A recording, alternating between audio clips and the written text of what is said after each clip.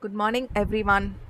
Today I'll brief you on the topic attitudes and we'll see the importance of attitude in organizational behavior. For today's session, I have taken references from share slides, internet sources, slides, images from internet, and I have referred to the book Organizational Behavior by Stephen P. Robbins.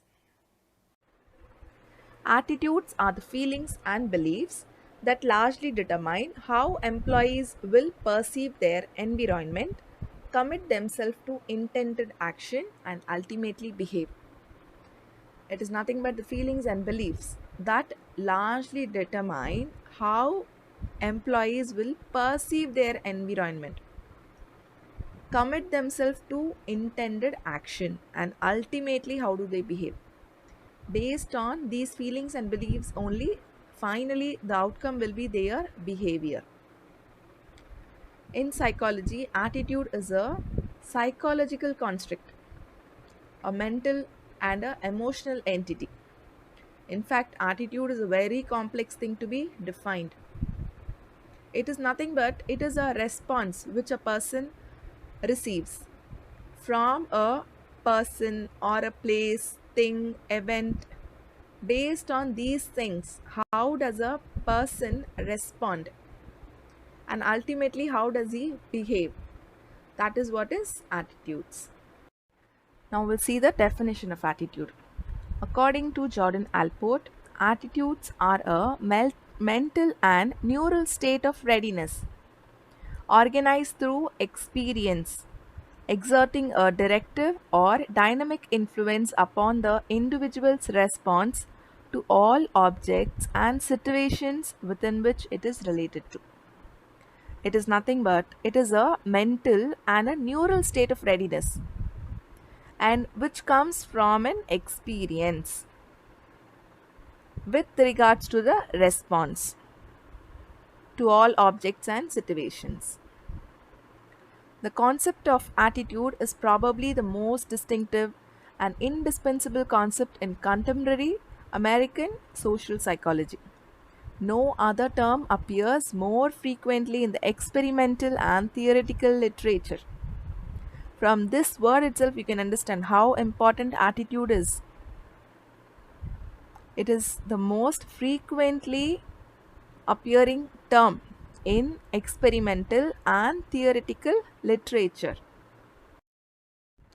Attitude is more important than our education, than our money, than any circumstances, than our failures, than our success.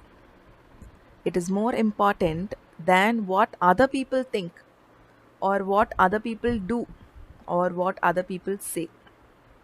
So much important is being given to attitude because it is the only thing which is determining your behavior. It is more important than your appearance. It is more important than your skills. Your attitude can make a company or it can break a company. Or in case of home also the same thing. It can make your home or it can break your home.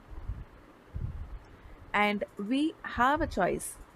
We can behave in a different way than what we were to behave. Every day we have a choice. It is we who are deciding. We, of course, cannot change the past, but we cannot change the fact that people will act in a different way or in a particular certain way. We cannot change the inevitable. In fact, it has been most of the people tell the same thing. Life is only 10% what happens to us and 90% how we react to it. It is actually correct. In fact, we are in charge of our attitudes because of how we react, because of 90% of what how we react. Based on that only things do happens to us. We are in charge of our attitudes and attitudes is in charge of our behavior, and ultimately these all influences what happens to us in our life. That is the main thing why attitude is being considered as a very important thing. Now we'll see employee predisposition. Employee might be positive or negative. Positive people will be very optimistic. Whatever happens, they feel like something good. It is only for the betterment. They'll be very cheerful, fun loving guys, and they'll be very courteous. They will think about others' emotions also, feelings also. Now, negative people. They'll be always pessimistic. They will think everything happens for a bad reason, or only bad things might happen in their life. They have such kind of predisposition, and they'll be very irritable. Quickly, they will get irritated and even abrasive. They will assume that people's emotions are not important. They will think only about their own emotions. They'll go harsh with other people. But if the same thing happens with them, they cannot accept it or even tolerate it. We'll see the effects of employee attitudes. Positive job attitudes help predict constructive behavior. Negative job attitudes help predict undesirable behaviors. We'll see the four response to dissatisfaction. Loyalty. Remaining in an organization but being verbal about problems, waiting for conditions to improve. Whatever happens, they will remain loyal to their organization. If there are any problems, they will try to sort it out verbally, or they may wait for conditions to improve for the right place or for the right opportunity so that conditions may improve. Second one, they will voice out criticism of dislike policies, and they will attempt to improve conditions also. They will directly come and criticize, and they will try to improve the conditions. They will voice out, speak up. Third one, they will start neglecting. They will become passive, destructive, allowing conditions to worsen. Even if conditions are worsening, they will not try to improve the condition. They will start neglecting. Finally, it will be exit. Either they will voluntarily leave. They do not want to show their loyalty to their organization. They will tell that the organization has not shown loyalty to me. They have not shown a response. They have not responded to my emotions, to my feelings. Whatever is the reason, they will feel like quitting, or they may even quit. Now we'll see how employee with negative attitude cope up with dissatisfaction in their job, in their organization. First one being poor organizational citizenship. They will lack commitment towards the organization. They don't feel like getting committed towards the organization. Say for example, they're working in a department. If something good happens in the department also, they don't feel like getting involved. Or if something bad happens within the department also, they don't feel like coming and making things better. They'll completely lack commitment. Next one, violence. They will resort to violent activities, various forms of verbal or physical aggression at workplace. Third one, theft. Theft or a unauthorized use or removal of company resources. Since the company is not hearing to my grievances or some other kind of feeling or whatever is the feeling, few employees go for these kind of resorts. They'll go for theft. Then tardiness. Tardy employee is one who comes to work but arrives beyond the designated starting time and is a short period absenteeism ranking a few minutes to several hours. He may come late to the office, or he may go quickly he may start quickly from the office. So that is what is tardiness. He may show such kind of attitudes, coming late to the office, leaving quickly from the office. The next one, he may be absent completely for the entire day. He will necessarily not plan for being absent. He feels like he is not happy. He just want to take a off. Finally, turnover. They will resort to turnover, where the employee leaves an organization. He wants to quit the job. So these are the various resorts a employee with negative attitudes does in case of he is getting dissatisfied in his job. Even the organizations are aware about these employee attitudes. So they are coming up with so many solutions so that the employee will get satisfied with his job. They are offering family friendly programs. Most of the multinational companies arrange for a monthly team outings along with the family. The entire family participates. They come up with solutions. The manager speaks with their employees. They come up with solutions so that he can be satisfied in his job. And nowadays, there are so many multinational companies which are helping out with flexibility in work, flexi timings, flexi places. They are coming out with such kind of solutions because what is important for them is how the employees get their jobs done. That is what is essential for a better work life balance. It doesn't matter whether he is at the office or not. It doesn't matter when he comes, when he goes out. They are providing flexi timings. It is not required you be in the organization from 9 to 5. If you are comfortable working from 12 to 9, that's not a problem. Yeah, job is getting done, that is enough. It is not required every day you come to the office. You work from home for 2 days in a week. So this when and where is getting sorted out. Organizations are aware about all these things. That is the reason why so many solutions are coming it out. We'll see the three components of attitudes. First one, affective. Second one, behavioral. Third one, cognitive.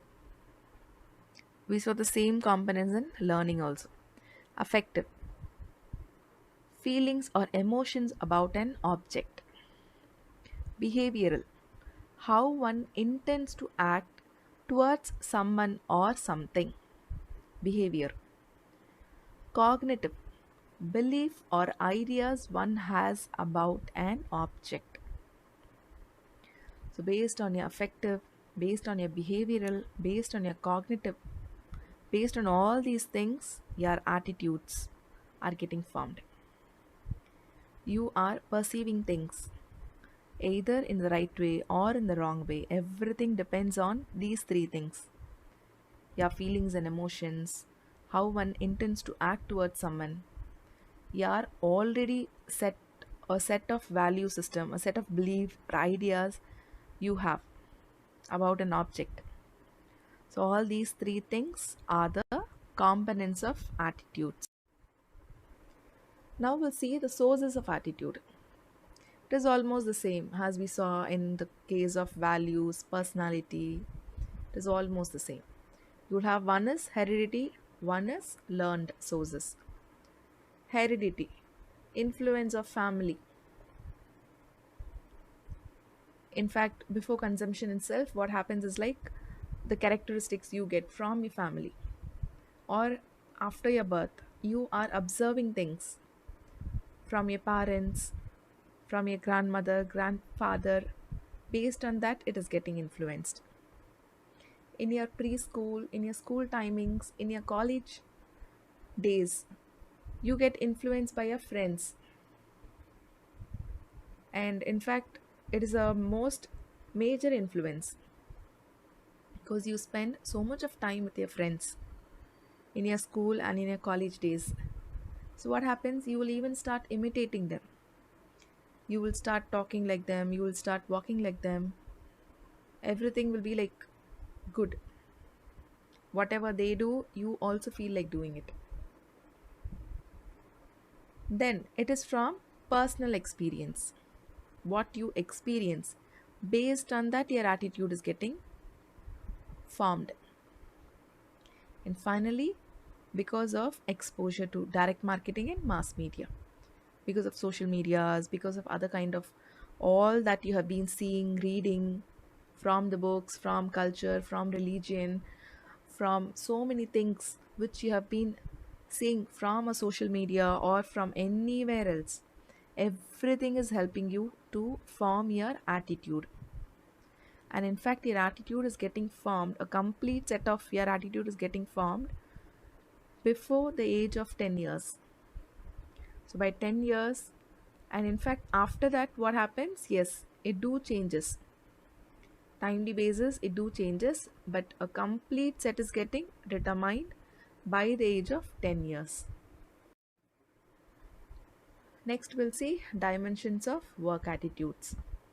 First one being job involvement. It is the extent to which an individual is immersed in his job. To what extent he is immersed, how involved he is, what kind of involvement he is showing to his job. Second one, employee engagement. It is an individual's involvement, satisfaction, and enthusiasm for his job. What level of involvement, what level of satisfaction and enthusiasm is shown. That is what is employee engagement. Third one, organizational commitment. In the workplace is the bond employees experience with their organization. They feel a kind of commitment or they have a bond. Broadly speaking, employees who are committed to the organizations generally feel a connection with their organization, feel that they fit in, and feel they understand the goals of an organization. Generally, this happens in case of if that was your first job after your PG or after your UG, what happens? Once you enter one of your organization, attending so many interviews, someone has selected you, you go, you join there, you will feel that commitment. You work there for 4 years, 5 years, after a line, yes, for various reasons, you may try to quit the job. When you go to second company, that kind of commitment, you will generally not have that. Maybe it will develop over a period when things go for a good. But generally, when you are a fresher, when you join, you will show all these three: job involvement, job engagement, organizational commitment, everything you'll show. Next one is job satisfaction. It is an affective or emotional response towards various facets of one's job. We may be satisfied in some areas and not in others. Say, for example, you may be satisfied with regards to your co-workers, with regards to your manager, but you may not be satisfied with your growth opportunities, promotion opportunities. You may not be satisfied even with your pay, but you are satisfied with regards to some other thing. The overall one calculates the level of job satisfaction. It is a positive feeling about one's job resulting from an evaluation of its characteristics. Does attitude really matters? According to me, yes, it does. It does matters because everyone has a mental power, spiritual, intellectual, and a creative power. If you are dreaming of something, yes, surely you can accomplish that. Everyone has it. But only thing is, you need to be more aware about it. You need to spend more time refining on all these things. What stops us from doing it is only our negative attitude. So stop doing that. Go for a different kind of attitude. Go for a positive attitude, and you can accomplish what you have dreamt. It is always a choice of matter. You always have a choice. You want to choose option A, it is up to you. You want to choose option B, it is up to you. Only thing is which option you are choosing. And based on that, how life is taking you ahead is what is matters. It is not that you choose a wrong option, you take a wrong decision. It's not that after that your entire life is struck up over there. No, it is never like that. You have a choice.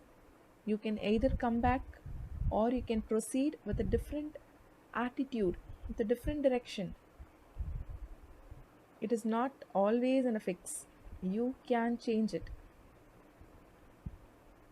And each one of us is unique. There is no one else in this world like you. You are the only ones who can do the special things in this world. All this depends on your attitude. And everything which you do is, of course, special. It is not that you have not achieved anything in life. It is not that you have not got any awards in your life. It is not that publicly you have not got credits for that in your life. Everyone has their own purpose of life, right? You are making your family stronger. You are making your office more efficient. You are making your community more prosperous. What else do you need? You're giving a very healthy and a very happy life to your family members. So decide and go ahead. Thank you, all students. Have a nice day.